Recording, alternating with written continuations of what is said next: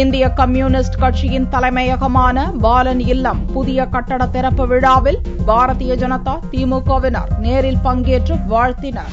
பாலன் இல்லம் என்ற பெயரில் இந்திய கம்யூனிஸ்ட் கட்சியின் 8 மாடிகளை கொண்ட மாநில தலைமையகம் 14 கோடியே 50 லட்சம் ரூபாய் செலவில் தீநகரில் கட்டி முடிக்கப்பட்டது. இதன் திறப்பு விழா திங்களன்று நடந்தது. இவ்விழாவிற்கு பல்வேறு அரசியல் கட்சியினருக்கு அழைப்பு விடப்பட்டிருந்தது. திமுக தலைவர் கருணாநிதி, மதிமுக பொதுச் செயலாளர் வைகோ, பாரதிய ஜனதா மாநில தலைவர் ராதாகிருஷ்ணன் உள்ளிட்டோர் வாழ்த்து செய்தி அனுப்பியிருந்தனர்.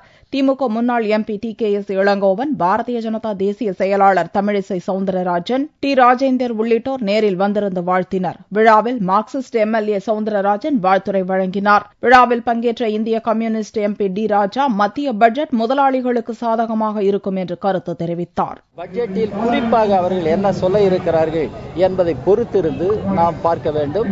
ஆனால் அவர்களிடமிருந்து வருகிற அறிகுறிகள் எல்லாம் மக்களுக்கு பாதிப்பை ஏற்படுத்தும் என்பது தெரிகிறது. இன்னொரு பக்கத்தில் பெருமுதலாளிகள், கார்ப்பரேட் நிறுவனங்களுக்கு சாதகமான சில நடவடிக்கைகளை இந்த அரசு மேற்கொள்ளலாம் என்றும் எதிர்பார்க்கப்படுகிறது. இந்நிகழ்ச்சியில் இந்திய கம்யூனிஸ்ட் பொதுச் செயலாளர் சுதாகர் ரெட்டி, மாநில செயலாளர் தா. பாண்டியன், தேசிய நிர்வாக குழு உறுப்பினர் நல்லக்கண்ணு உள்ளிட்ட கட்சி நிர்வாகிகள் கலந்து கொண்டு சிறப்புரையாற்றினர்.